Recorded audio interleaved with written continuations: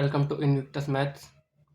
हम class 9th के chapter 3 पे आ चुके हैं। ठीक है, 3.1 का इंट्रोडक्शन हम कर चुके हैं। ठीक है, बिना रुके हम करते हैं 3.1 का कंप्लीट सॉल्यूशन। ठीक है, 4 क्वेश्चन है शायद। ठीक है, चारों देखते हैं फिर 1 बाय 1 उसको सोल्व करते हैं। देखो, अच्छा इंट्रोडक्शन में सब कुछ बात हो चुकी है तो मैं सीधा आंसर लिखूँगा। ठीक है, और जिसको समझना है वो पहले इंट्रोडक्शन देखे और फिर ये देखे तो ईजी होगा। ठीक है, तो क्वेश्चन 1 है, ए merchant in a port city of Lothal. अच्छा, ये लोथल ना लोथल से डरना मत। ठीक है, ये हिस्ट्री के नाम है। ठीक है, गुजरात में लोथल पोर्ट था पहले, इसलिए वो यूज़ कर रखा है बस। तो तुम बस समझो कि लोथल पोर्ट है, पोर्ट का नाम है। क्या कर रहा है ये? Is exchanging bags of spices. Exchange क्या कर रहा है? बैग्स ऑफ स्पाइसेस के बैग्स, ठीक है, मसालों के, फॉर कॉपर इग्नोट्स। इग्नोट्स मतलब सिक्के समझ लो। ठीक है, कॉपर के सिक्के के बदले स्पाइसेस के बैग एक्सचेंज हो रहे हैं। He receive 15 ingots for every 2 bags of spices. ये हिसाब चल रहा है कि 15 इग्नोट्स रिसीव करता है 2 बैग्स के लिए। ठीक है, तो ये लिख लेते हैं, ये लिख लेते हैं। आंसर फर्स्ट है ये।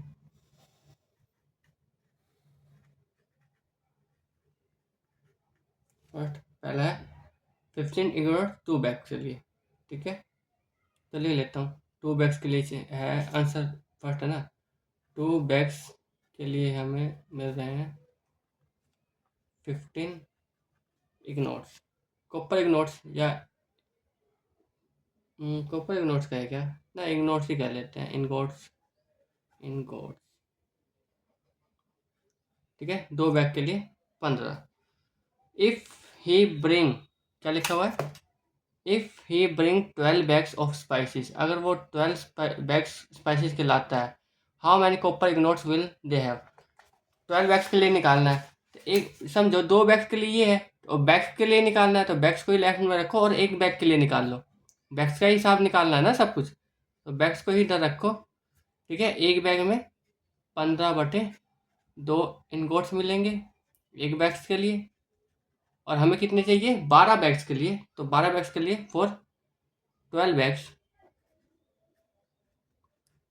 तो 12 से इधर मल्टीप्लाई, 12 से इधर मल्टीप्लाई। ये सब बात हो चुकी है इंट्रोडक्शन में। ठीक है, इनटू में 12 इनगोट्स, तो ये हो गया, कट जाएगा ये 6 आ जाएगा, 15 से 90, तो 90 सिक्के मिल जाएंगे, इनगोट्स मिल जाएंगे हमें 12 बैग्स के लिए। आई बात समझ में? ईजी है। ठीक है, ये बात कंपेयरिंग द क्वांटिटीज में ये टॉपिक है। ठीक है, दूसरा आंसर, दूसरा आंसर है, क्वेश्चन है, पढ़ लेते हैं पहले। लिखा है, look at the sequence of the number on the one column of the Ishango bones. ये दिख रहा है, नाम से मत डरना, इसेंगो बोन्स। इसेंगो एक वो बंदर नहीं होता है, गोरिल्ला नहीं, लंगूर। लंगूर टाइप बंदर होता था पुराने टाइम पे बहुत, तो उसी के जो हड्डियाँ, उसी को कहते थे इसेंगो। ठीक है, तो वही इसेंगो के बोन है, उनकी हड्डियों पे लिख देते थे आदिवासी कुछ कुछ। तो एक इसेंगो बोन मिला था हमें, उसमें लिखा हुआ था 11, 13, 17, 19। तो इसको ध्यान से देखो, ये नंबर दिख जाएंगे तुम्हें, इसकी बात हो चुकी है पहले भी। चलो हम लिख लेते हैं, आंसर नंबर 2 है ये है आंसर नंबर 2 है। तो सीक्वेंस क्या लिखा हुआ है? 11, 13, 17, 19, ये लिखा हुआ है। What do these number have in common? इनमें सब में कॉमन क्या है? तो सब में कॉमन क्या है? सब प्राइम नंबर है। अब कोई कहेगा कि सब ओड नंबर है, ये ओड नंबर का सीक्वेंस है, ये प्राइम नंबर का। एक बात समझो, अगर ये ओड होते ना, तो यार अब काम कर रहा हूँ मैं थोड़ा सा, अगर ये ओड होते ना तो ये 11 होता, 13, 14, 15 भी आता है इसमें, 16, 17, 18, 19, है ना, ये है, तो इसमें 15 भी आ जाता है। ठीक है, तो मैं लिख देता हूँ दीज नंबर। क्या स्पेशल है इन सब नंबर में कि these our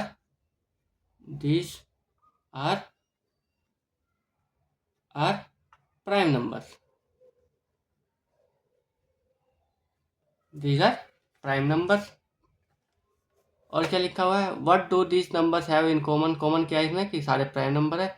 list the next 3 number that fit in this pattern, 3 अगले नंबर लिखने हैं जो इसमें पैटर्न में फिट हो जाए। ठीक है, लिख लेते हैं 3 नेक्स्ट नंबर्स आर,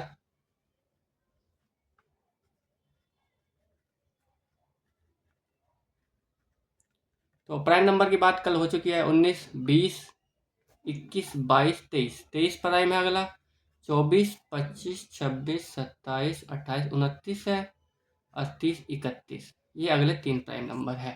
ठीक है, बस यही लिखा हुआ था, फिट इस पैटर्न में जो फिट हो जाए अगले 3 नंबर बताओ, तो ये लिख दिया हमने। अब आंसर नंबर 3 पे चलते हैं,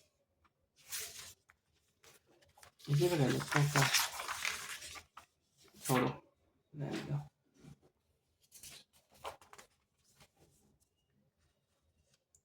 चलो आंसर नंबर 3 करते हैं। आंसर नंबर, ये पूरा आंसर हो चुका है, इंट्रोडक्शन में ही मैंने करा दिया था पूरा आंसर। ठीक है, फिर भी हम इसमें भी डिस्कस कर लेंगे कि क्या चल रहा है। क्वेश्चन पढ़ते हैं, लिखा हुआ है, we know that natural number are closed under addition. देखो लिखा हुआ है कि हम जानते हैं, जबकि हम जानते भी नहीं है। ठीक है, फिर भी इन्होंने कह दिया कि हम जानते हैं, we know that natural number are closed under addition of any two, और एडिशन क्लोज्ड अंडर एडिशन, और उसके बारे में डिस्क्राइब कर रहा है कि the sum of any two natural number is always a natural number. ठीक है, ये हम जानते हैं। ठीक है, इन्होंने कह दिया कि जानते हैं भाई हम। Are they closed under subtraction, क्या ये क्लोज्ड अंडर सब्ट्रैक्शन में भी क्लोज है? इसमें बिल्कुल डिस्कस हुआ है हमारा इंट्रोडक्शन में कि नहीं है क्लोज, फिर भी हम दिखाएंगे। Provide a couple of example to justify your answer, तो 2-4 एग्जाम्पल लिखो और जस्टिफाई कर दो अपने जो जस्टिफाई योर आंसर को जस्टिफाई कर दो। ठीक है, पहले लिख देते हैं इसी का स्टेटमेंट कि नेचुरल नंबर क्लोज होता है under addition. Natural number closed under addition, it means, इसका मतलब होता है नेचुरल नंबर प्लस में नेचुरल नंबर और जोड़ेंगे तो कभी भी हमेशा आंसर जो आएगा वो नेचुरल नंबर ही आएगा, इसका टू नेचुरल नंबर। ये गिवन भी है कि वो कहता है कि यू नो, मतलब हम जानते हैं, हमें ही नहीं पता था अब तक। ठीक है, और बुक वालों को पता है कि हमें पता है, मगर हमें नहीं पता कि हमें भी पता है। ठीक है, बट ये कह रहा है कि क्या सब्ट्रैक्शन भी क्लोज है अंडर एडि, सॉरी सब्ट्रैक्शन भी, नेचुरल नंबर क्लोज है अंडर सब्ट्रैक्शन भी, तो इसका आंसर है नो। यहाँ पे लिखता हूँ but natural number not closed under subtraction. इसका मतलब क्या कहना चाहते हैं कि अगर नेचुरल नंबर में नेचुरल नंबर घटाए तो ज़रूरी नहीं कि नेचुरल नंबर ही आए। फॉर एग्जांपल, ठीक है, क्लोज का मतलब समझते हो ना, ये हम इसके इंट्रोडक्शन में कर चुके हैं कि अगर किसी भी सेट में से अभी नेचुरल नंबर है, क्या पता इंटीजर दे देता, तो इंटीजर में इंटीजर जोड़ो तो इंटीजर आएगा हर कंडीशन में, तो इंटीजर में एडिशन भी क्लोज्ड हो जाएगा। ठीक है, ऐसे ही होल नंबर में ले सकते हैं, एडिशन ले सकते हैं, सब्ट्रैक्शन ले सकते हैं, और भी ले सकते हैं, ये डिस्कशन हो चुकी है। एग्जांपल दे देते हैं, 3 नेचुरल नंबर में से नेचुरल नंबर घटाया बट आया क्या, -2, तो लिखेंगे नेचुरल नंबर माइनस किया नेचुरल नंबर को, ये नहीं बराबर है नेचुरल नंबर के। ठीक है, सो कपल ऑफ एग्जांपल बोले थे, एंड करके एक और दे देते हैं एग्जांपल। ठीक है, 3 - 3 दे देते हैं एक, ये आता है 0। ठीक है, तो ये भी है कि नेचुरल नंबर, ये पहला एग्जांपल है, ये दूसरा एग्जांपल ले लो। ठीक है, यहाँ पे भी natural number minus natural number नहीं बराबर है, ये कोई नेचुरल नंबर नहीं है। जीरो क्या है? जीरो एक होल नंबर है, ठीक है। नेचुरल नंबर में इसका कोई मतलब नहीं है, ठीक है। ये नोट बराबर नेचुरल नंबर के बराबर नहीं आ रहा है, ठीक है। यहाँ पे तो जो ये स्टेटमेंट मैंने पहले लिख दी कि नेचुरल नंबर क्लोज नहीं है अंडर सब्ट्रैक्शन। ये बात हो गई, ठीक है। अब लास्ट आंसर चलते हैं, यहीं पे लिख लेता हूँ इसी पे आंसर नंबर। अच्छा, आंसर नंबर तो 4 लिख रखा है मैंने, स्टेटमेंट वाला है तो इसलिए। ये देखो, ancient Indian use the joint of their fingers. Ancient Indian से तो फिंगर के जॉइंट यूज करते थे फॉर काउंटिंग के लिए। एक प्रैक्टिस स्टिल सीन टुडे। हम आजकल भी देखते हैं बच्चों में ये प्रैक्टिस, देखते नहीं हो, ये गिनते रहते हैं 1 2 3 4 5 6 7 ऐसे करके। यही ईच फिंगर हैज 3 जॉइंट, हर फिंगर में 3 जॉइंट है। And the thumb is use to count them, और थंब यूज होता है काउंटिंग करने के लिए। 1 2 3 4 5 6 7 8 9 10 11 12। आगे क्या पूछा हुआ है? How many can you count on one hand. एक हैंड में तुम कितना काउंट कर सकते हो एक बार में? तो देख लो 12 ही काउंट कर सकते हैं, क्योंकि थंब वाला काउंट नहीं करते, ठीक है। थंब से काउंट करते हैं, इसलिए थंब को इंक्लूड नहीं करते। तो 1 2 3 4 5 6 7 8 9 10 11 12, ठीक है। तो इसका आंसर मैंने लिख रखा था कि डेफिनेशन गलत ना हो, कहीं चूके ना कहीं। तो मैंने लिख रखा है ईच फिंगर हैज 3 जॉइंट, हर फिंगर में 3 जॉइंट है। ऑन वन हैंड, एक हाथ में। देयर आर 4 फिंगर्स, इसलिए 4 फिंगर है, एक्सक्लूडिंग द थंब को हटा के 4 फिंगर है। तो हम कितना काउंट कर सकते हैं? So 4 into 3 equal two 12। Therefore we can count, हम काउंट कर सकते हैं up to 12 on one hand में 12 काउंट कर सकते हैं। आगे क्या पूछा हुआ है? How does this relate to ancient base 12 counting system. अभी हमारा जो काउंटिंग सिस्टम है वो बेस 10 काउंटिंग सिस्टम है, ठीक है। वहाँ पे 0 से 9 तक के डिजिट यूज करते हैं और हम सारे नंबर लिखते हैं। बट जो एंशंट में थे वो बेस 12 सिस्टम था, ठीक है। उसके लिए लिखा हुआ है कि this relate to the ancient base 12। बेस 12 का मतलब होता है डिओडेसिमल काउंटिंग सिस्टम। बिकॉज, क्योंकि एक बार में हम कितना गिन सकते थे? एक बार में हम 12 गिन सकते थे, इसलिए ये वाला सिस्टम था कि एक बार में 12 गिनो, इसलिए बेस 12 का सिस्टम था काउंटिंग सिस्टम।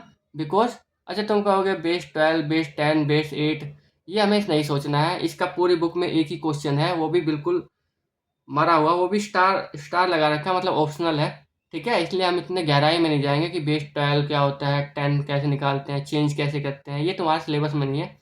तुम 11वीं 12वीं में हो जाओगे तो तुम्हें 11वीं 12वीं में भी नहीं, शायद कॉलेज में आएगा एक्सचेंज करने वाला, ठीक है। बाइनरी सिस्टम होता है, ऑक्टेन सिस्टम होता है, हेक्सागोनल सिस्टम होता है, ठीक है। हेक्साडेसिमल सिस्टम होता है, ठीक है। ये सारे सिस्टम होते हैं। बट इसने कहा कि एंशंट इंडिया में 12 बेस सिस्टम होता था। तो ये किस वजह से होता था? क्या हम रिलेट कर सकते हैं इसको? हाँ, तो हम एक बार में 12 काउंट करते थे, इसलिए ये रिलेट है उसी सिस्टम से।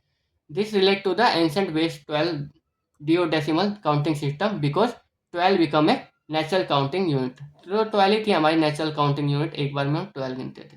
तो ये हो गया आंसर 4। इतना ही लिखो, वैसे तो आएगा नहीं, जनरली ऐसे क्वेश्चन नहीं आते, ठीक है। मगर फिर भी अगर आएगा तो ये लिख सकते हो तुम, ठीक है। ये हो गया एक्सरसाइज 3.1 कंप्लीट। अब हम चलेंगे 3.2 पे, ठीक है, नेक्स्ट वीडियो में, ठीक है। आज के लिए इतना ही। Thank you for today.